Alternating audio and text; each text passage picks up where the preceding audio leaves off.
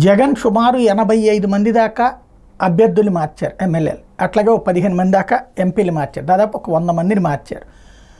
వాస్తవంగా అట్లా మార్చకపోవడం వలన కేసీఆర్ ఓటమి పాలయ్యారు. అక్కడ వాళ్ళకి దాదాపు 20-30 మందిని మార్చమని చెప్పి ఏదైతే అప్పట్లో పీకే టీం వాళ్ళు ఇచ్చినటువంటి లిస్టుని పక్కన పెట్టేశారు, అందుకని అక్కడ ఓడిపోయారు అని చెప్పి జగన్కి చెప్పడం వలన ఇక్కడ ఏదైతే ఈయన దగ్గర ఉన్నటువంటి పీకే తరపున ఉన్నటువంటి రిషి టీం చెప్పడం వలన ఈయన సీరియస్ డెసిషన్ తీసుకుని మార్చేయడం వల్ల, అంతమందిని మార్చడం వల్ల ఓటమి పాలయ్యారు.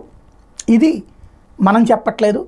మాజీ ఉప ముఖ్యమంత్రి 5 ఏళ్ల పాటు కూడా ఉప ముఖ్యమంత్రి ఎక్సైజ్ మంత్రిగా ఉన్నటువంటి నారాయణ స్వామి తాజాగా చేసిన వ్యాఖ్యలు. ఎందుకంటే ఇప్పుడు ఎవరెవరైతే ఇట్లాగా 100 మందిని మార్చారో ఆ 100 మందిని వైసీపీ నుంచి దూరం చేసేటటువంటి ప్రయత్నం జరుగుతోంది. ఉన్నటువంటి సిట్టింగ్ని వీళ్ళని కూడా ఇటు తెలుగుదేశం వైపుకు, జనసేన వైపుకు తీసుకెళ్లే ప్రయత్నం జరుగుతుంది. ఆ దశలో నారాయణ స్వామి కూడా వెళ్ళిపోతాడన్నటువంటి ఉద్దేశంతో ఒక సెక్షన్ ఆఫ్ మీడియా తన్ని టచ్ చేస్తే ప్రాణాలు పోయే వరకు ఉంటాను, నాకు సీట్ చివరి నిమిషంలో దాకా నేను మా అమ్మాయికి అని చెప్పి ముందు అడిగాను, ఆయన లేదు నువ్వే చెయ్యన్నా అన్నారు.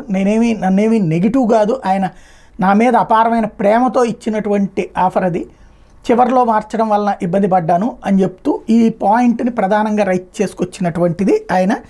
దాన్ని బట్టి అర్థం చేసుకోవచ్చు ఎలా ఉంది రాబోయేటటువంటి రోజుల్లో అన్నటువంటిది.